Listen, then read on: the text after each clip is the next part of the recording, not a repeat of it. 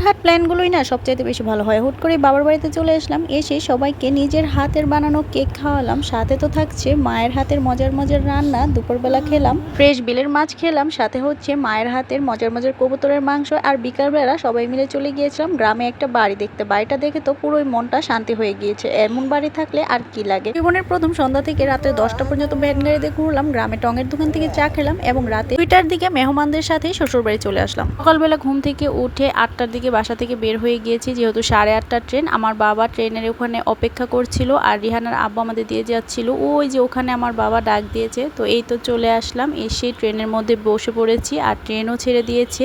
আর প্রচুর বৃষ্টি পড়ছিল যখন গৌরীপুর নেমেছি। তো আমার ভাই ছাতা নিয়ে চলে এসেছে আমাদেরকে রিসিভ করার জন্য। আর এসে মাকে কেকটা দেখাচ্ছিলাম যে কেকটা কেমন হয়েছে। আমার এক মামার বিয়ে হয়েছে, তো বিয়ের দিনে যে গায়ে হলুদের বিরিয়ানি সেটা মা রেখে দিয়েছিল, যেহেতু আমার অনেক বেশি পছন্দ। তো এসে এই বিরিয়ানি খেলাম। তারপরে আমার মা এখানে কবুতর বাঁধছিল আর আমি আবার সবার জন্য চা বানাচ্ছিলাম আমার আন্টিদের জন্য। এখানে কিন্তু আমার আন্টিরা চলে এসেছে। আর আন্টিরা কয়েকদিন ধরে আমাদের বাড়িতে বেড়াচ্ছে। ওনারা হচ্ছে বিয়ে খেতে এসেছিল, ওই যে বললাম না মামার বিয়ে, সেখানে। তো সবাইকে চা বানিয়ে দিচ্ছিলাম, চাটা অনেক বেশি মজা হয়েছিল। সবাই মিলে এখানে গল্প করছিলাম, আড্ডা দিচ্ছিলাম, বাচ্চারাও খেলছিল। মনে হচ্ছিল ওনারাই বড় বড় মেহমান, ওনারা সবকিছু নিচ্ছিল। তারপর আন্টিকে বললাম যে তুমি কেটে সবাইকে দাও, তো আন্টি সবাইকে কেটে দিচ্ছিল আর সবাই অনেক প্রশংসা করেছে যে কেকটা অনেক বেশি মজা হয়েছে। তারপর আমার বাবার এক পাইকার ফ্রেশ কিছু সবজি দিয়ে গিয়েছে। আর এদিকে সবাই এখন সকালে নাস্তা করছে, সকালে চাটা খেয়েছে, এখন সবাই ভাত খাবে। আমার আন্টিরা নাকি বলেছিল একদম দেশি যে লতা সেটা চেপা দিয়ে খাবে, তো ওইগুলো মা রান্না করেছিল, সাথে কবুতরের মাংস রান্না করেছিল আর ডাল। এখানে দুইজন পাখি খেলছিল, ওনারা দুজন কি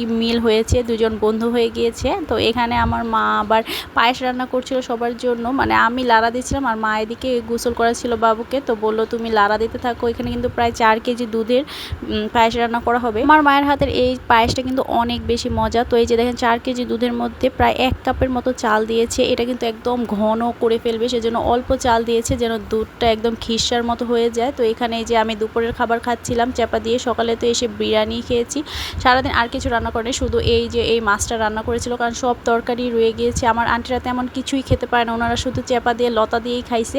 ওনারা কবুতরের মাংসও তেমন খায় নাই, ডালও নেয় নাই, ওনাদের কাছে নাকি লতাই ভাল লাগছে। ওনাদের ওখানে এরকম দেশি জিনিস পাওয়া যায় না, সেজন্য। তো এখানে মা মাছ ভুনা করেছিল, তো আমি মাছ ভুনা দিয়ে বেশি খেয়েছি। এই মাছটা একদম ফ্রেশ ছিল আর অল্প একটু কবুতরের মাংস নিয়েছি।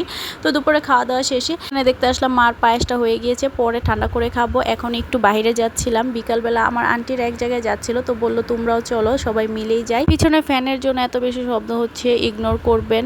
পরে এই তো অটো নিয়ে নিয়েছি আর সবাই মিলে যাচ্ছিলাম। এই তো বৃষ্টি আপার বোনের বাড়িতেই যাচ্ছিলাম। আমার আন্টিরা এখানে আসলে শুধু গ্রামে ঘুরতে চায়, ওনাদের কাছে গ্রামে অনেক ভালো লাগে। তো গ্রামের প্রাকৃতিক দৃশ্য দেখতে দেখতে এই তো বাড়িতে চলে এসেছি। এই বাসাটা এত বেশি সুন্দর ছিল, বিশেষ করে এই রান্নাঘরটা, একদম রান্নাঘর থেকে সব প্রাকৃতিক পরিবেশ দেখা যাচ্ছে। আমার তো এত ভালো লাগতেছিল, মন চাচ্ছিল যদি আমার কখনো সামর্থ্য হয় আমিও এমন একটা বাড়ি করব।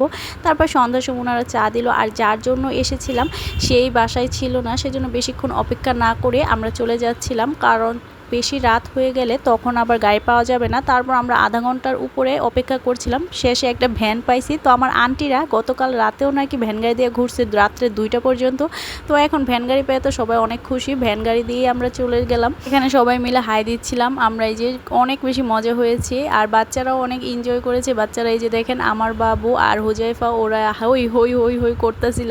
বাচ্চাদের আনন্দ কি বলবো, আমরা বড়রাও অনেক বেশি আনন্দ করেছি। তারপরে বাসায় এসে আবার সবাই একটু পায়েস খেলাম, নাস্তা করলাম। আমার আঙ্কেল বলতেছিল যে এই ভ্যান গাড়ি দিয়ে আবার নাকি ঘুরতে যাবে, তো নাস্তা টাস্তা করে আবার সবাই মিলে চলে যাচ্ছি ভ্যান গাড়ি দিয়ে ঘুরতে। দেখেন পাউডার দিয়ে কি অবস্থা হয়েছে আমার।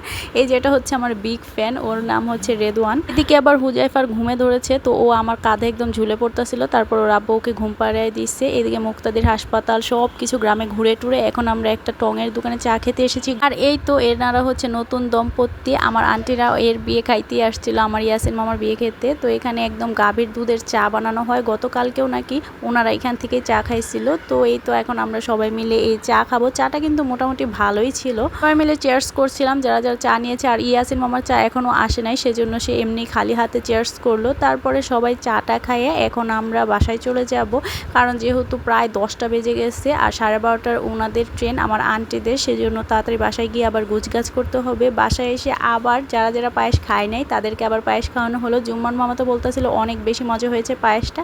তারপরে এই তো সময় চলে এসেছে সবার বাড়ি যাওয়ার। আমরা এখন স্টেশন অপেক্ষা করছিলাম ট্রেনের জন্য। এখানে আমার আন্টিরা সবাই মিলে বসে আমরা গল্প করছিলাম আর ট্রেনের অপেক্ষা করছিলাম। এই তো আমার বিগ ফ্যান বড় আর বাচ্চাদের কথা কি বলবো, আমাদের বাচ্চারা তো এত বেশি এনজয় করতেছিল। হুজাইফা তো এখানে ডান্সই করতেছিল আর আমার ছেলে তো খালি ওই দিক থেকে এদিকে, এদিক থেকে ওইদিকে যাচ্ছিল। আর এর মধ্যে ট্রেন চলে এসেছে। এখন সবাই মিলে আমরা ট্রেনে উঠে পড়বো। আর এটা কিন্তু কেবিন ছিল, কারণ ওনারা কেবিন নিয়েছে 8 জন মিলে। আমার মা আর ভাইও আসছে আমাকে দিয়ে যাওয়ার জন্য। আমাকে দিয়ে আবার ওনারা পরে ট্রেনে চলে যাবে। তো এই তো আমরা এসে পড়েছি ময়মনসিংহ। আমার জামাইও চলে এসেছে আমাদেরকে নেওয়ার জন্য। আর এখন সবাইকে বিদায় দিয়ে দিচ্ছি। এখন তো চলে যাওয়ার সময় হয়ে গেছে, প্রায় 2টা বেজে গেছে। তো আজকের ভিডিওটা এই পর্যন্ত। সবাই ভালো থাকবেন, সুস্থ থাকবেন। আল্লাহ হাফেজ।